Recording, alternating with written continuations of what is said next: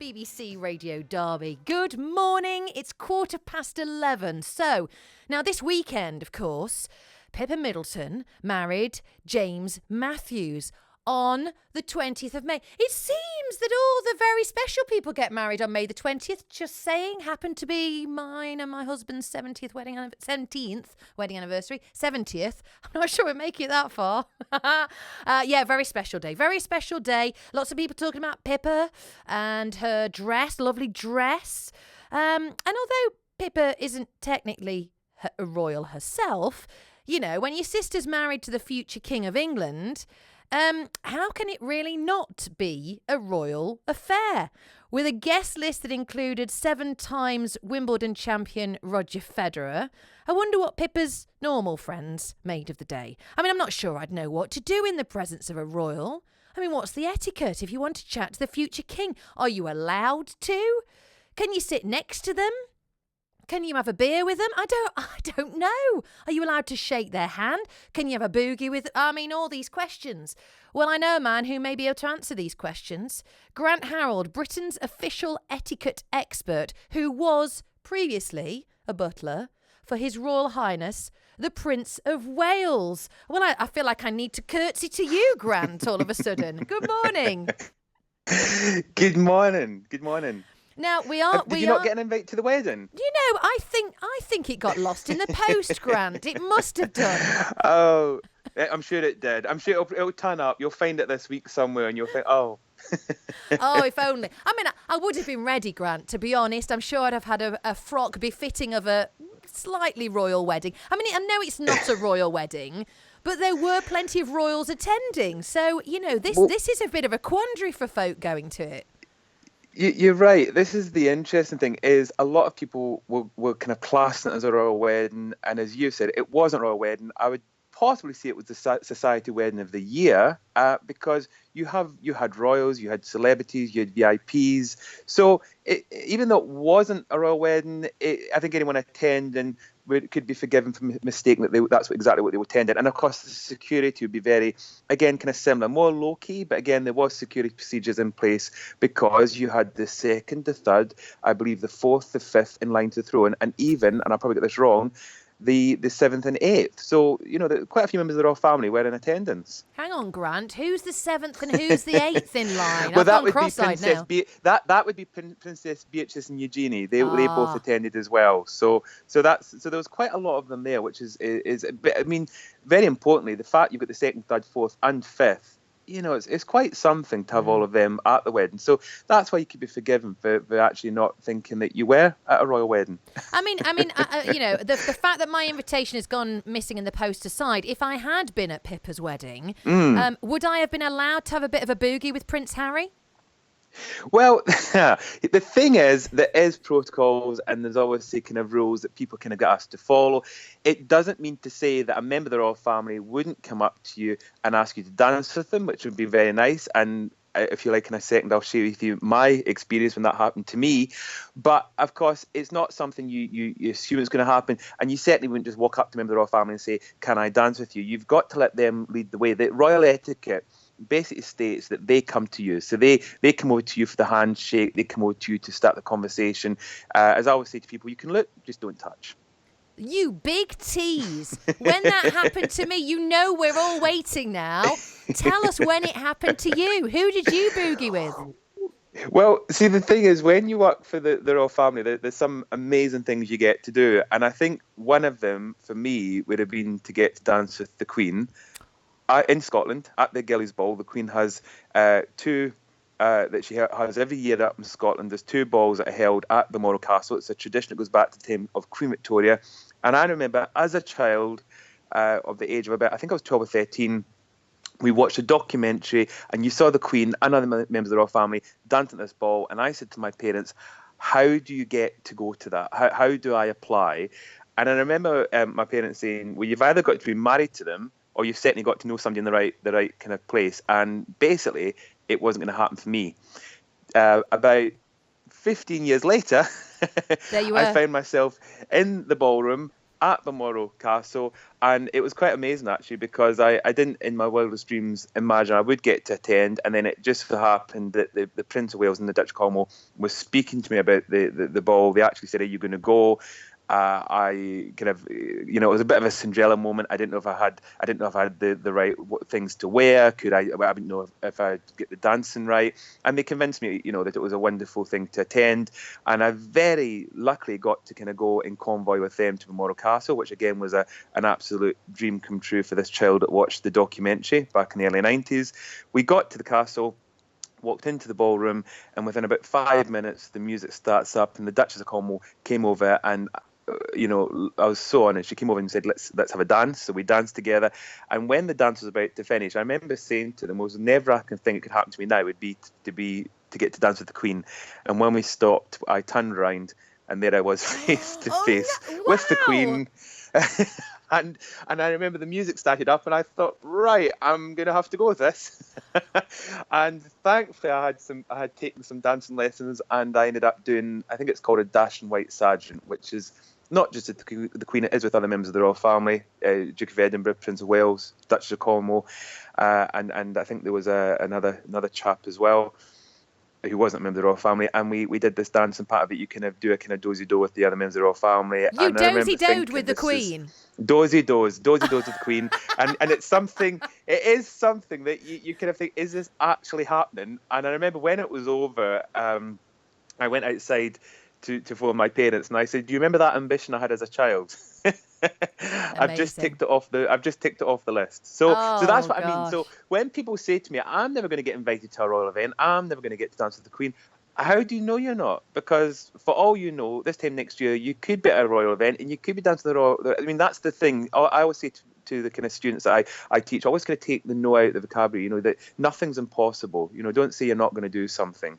So, what is it like then to be a butler to one of the royals? Well, Grant Harold, Britain's official etiquette expert, was previously a butler to His Royal Highness the Prince of Wales, Princes William and Harry as well, I believe. Is that right, Grant?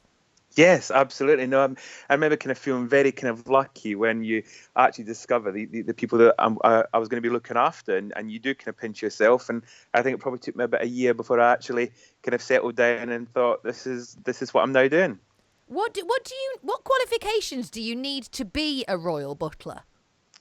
Well, the thing is, it's not any different to the kind of qualifications to be a butler in general. Then you're going to say, what are the qualifications to be a butler? I was going to say, I don't know that either. Well, really, for me, it was this drive. When I was a child, I remember watching, or a kid, I remember watching Remains of the Day.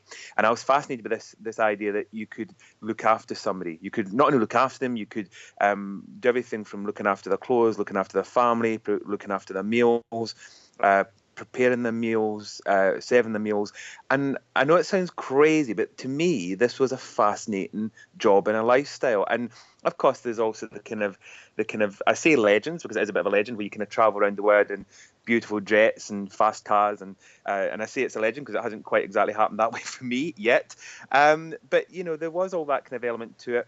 And then I basically, there was two options. You can either do butler courses, and I do run butler courses at Blenheim Palace for people that want to go into this industry, or you can actually go and directly apply to a country house, which is very, very difficult to enter these days, and get a job as an under butler and work your way up where you train and you learn. And I say it's difficult because when I was a youngster, it was difficult then because there was fewer butlers, but I did manage to get in, where now there's a lot more butlers, but so many people are trying to get into the industry, it's really tricky. Hence why I do butler courses, because I give people the chance to see if they enjoy it, see what it's like to be a butler in Blenheim Palace and another venue, Thornbury Castle, where I do the training. See if you enjoy doing that kind of thing. And if you do, then at the end of it, we do it for a couple of weeks, and then we put you in touch with the kind of agencies to try to get into these kind of country houses and see if you want to actually take this up as your career. So now talk me through, give me an idea of like a typical day being butler to Prince Charles then. Go on, tell me what that would generally entail. Again, to be a butler not just for Prince of Wales, just a butler in general, it's not exactly what people imagine, because it's not any longer like the Downton Abbey days. People say to me, is it like Downton Abbey where, you kind of up at 6 o'clock in the morning cleaning at the fireplaces? And it's not like that now, because we live in the 21st century. So a lot of people that have butlers today, it's more of a personal assistant kind of role. Yes, there is butler elements to it. So what I mean by that is you'll still have to get up at, it's not any earlier to what some business people get up at. You're going to be getting up at 7 in the morning. You're going to be laying breakfast tables, serving breakfast, clearing that away, doing 11s, which is 11 o'clock. Then you're going to be laying up a lunch, 7 a lunch, clearing the lunch. Then you're going to laying up an afternoon tea table. You're going to 7 afternoon tea. Well, actually, I say 7. You assist on the 7 because obviously the lady of the house, as you know, always pours tea. So she'll be playing mother. I do know so she'll be doing that. I do know that. Absolutely, I do that. I do that in my grand stately home as well. Exactly. And your palace. And then in the evening, you have the pre-dinner drinks. Then you'll have, which butlers would do, you'll then be laying up for the dinner, serving the dinner, clearing it away. And that's the kind of template, as I say, not just for in a royal house or royal household. It's the same for all kind of private households. And again, the reason I say about personal assistant, because there is this thing where today, as you've seen, and even in Batman the movie, you see the butler's role is very much where they have to be able to kind of look after the guests, do the phone calls, run the errands, look after the children, prepare Batman's car. There's all these kind of things that the butler has to do today. Hang on. Are you suggesting the Prince of Wales has some kind of secret superhero life going on? Does he wear a cape? No, not that I know of. Otherwise, I'd be really disappointed that I didn't work it out. Now, of course, we've seen so much about Pippa's wedding over the weekend. As we've said, you've already mentioned, there's certain do's and don'ts, like you don't approach a member of the royal family, but if they wish to approach you, even to ask you for a dance, that's fine. But you don't approach them and say, do you fancy having a bit of a boogie, Prince William? No, would be a big no-no. Yeah, I think, somehow, Sally, Tower of London. Yeah, I can see a visit to Tower of London. There's certain thing. I mean, I know a lot of people say, but it's old-fashioned, and it is old-fashioned. But I mean, etiquette is something that was created by a French king. Louis XIV came up with this idea of etiquette, and basically, yes, it is a rule book. It's kind of known how to behave, but it's not only there for them, it's there for us, because if you want to get things right, and not just with royals, even in other people's homes, and you want to know the terms to use and the way to behave, and when you're doing introductions, it helps you as much as it helps the other person. And I mean, with a handshake, do you know how many times you should shake somebody's hand, or how to do it when you come to shaking a hand? Well, so if you shake somebody's hand, you've got to make sure that obviously your hands are clean, which I know yours will be beautifully looked after. Yes.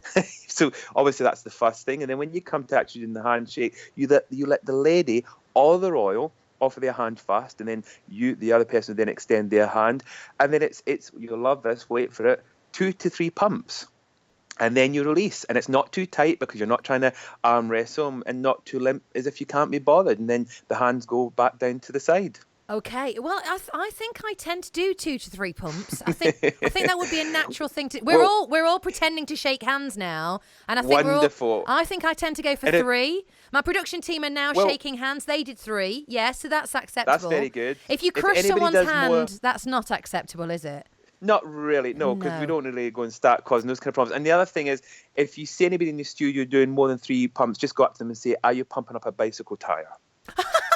Is that rude then? If you do more than 3 pumps, that seems yes, quite rude. Absolutely. When you have people stand there and they don't let them go. And again, I hate that. With royals, you see people, they do get so excited, they sometimes probably forget to let them go. But we've got to let them go because they've got other things to get on. Help them run the country. So you can't just stand there, keep them holding on to their hands. But what I will quickly hasten to add, when it comes to, because I've been lucky enough to attend things at Royals where you get to see people from all walks of life. And of course, when it comes to children, and unfortunately, very sadly, people with illnesses and disabilities, and they don't understand some of these things. And of course, that's where nobody should ever pick up on somebody that gets it wrong. And even somebody that maybe just doesn't know, that would be really rude for somebody to go up and say, that's the wrong thing to do. And a royal would never, ever say to somebody, you've done something wrong, because they are wonderful at the whole how how to do things and with their manners. So I just say to people, always keep that in mind. We don't know if somebody does something wrong, we should never judge that. Even I, despite teaching it, I never judge it. It's down to we don't know about people's personal situations. So it's just, but as I said, there is a rule book there, and for those of us that do understand those kind of rules, and we want to put our best foot forward, even, then those are the kind of things that we want to kind of bear in mind. Well, now, finally, I just want to get your take on, because, with any wedding, whether royals are attending or not, there is certain etiquette. There's a lot of tradition that people like to stick to. The best man's speech is the biggie, isn't it, with a wedding? That's the speech everybody's waiting for. It is, and it's the one where I think the groom, everyone's waiting, but I think the groom's the only one that's dreading it. Yeah, I would suggest that Pippa's new hubby probably had reason to dread. Have you heard the things that his best man came out with? No, I'm dreading to hear, but I'm ready and waiting. I will give you a bit of a quote. This was from Mr. Johansson, who is a long-term friend of James Matthews and was his best man. And one of the quotes, he talked about a series of incidents that happened in his stag do, which probably shouldn't have been revealed. Okay. But then he went on to say, now to the love of James's life. Beautiful, lovely, energetic, loyal, soft-mouthed, comes on command, great behind, but that is enough about James's spaniel. I'm here to talk about James's love, Pippa. You can't get away with that. I was hoping that we were going to go down the side of an animal, so that's fine. Of course, we're all dog lovers, so I'm sure, and I'm sure, as you know, the royals are dog lovers, and I'm sure that Pip is a dog lover, so I'm sure that everybody would have seen the kind of funny side. But again, that's the thing with the best man's speech, is they've got to make it kind of humorous and enjoyable. I think what's more worrying than that is when the best man, heaven forbid, that suddenly they have a slideshow or something. That's the point when I think that the groom then wants to leave the room. Oh, Grant, there is so much more you and I could talk about. I know it's been a pleasure talking to you, and thank you for sharing. Have to meet for an afternoon tea. We'll have to do that. Well, you'll have to teach me how to take tea first, won't you? Exactly. Maybe that'll be the next no one. Pinkies out. Okay. Absolutely. That's a date. Grant, great to talk to you this morning. Grant Harold, Britain's official etiquette expert and previously butler to quite a number of the royal family, including His Royal Highness, the Prince of Wales. What stories he's got to share. Even did a dozy-do with the Queen. He had to wait for her to ask, though, of course, because that's the etiquette.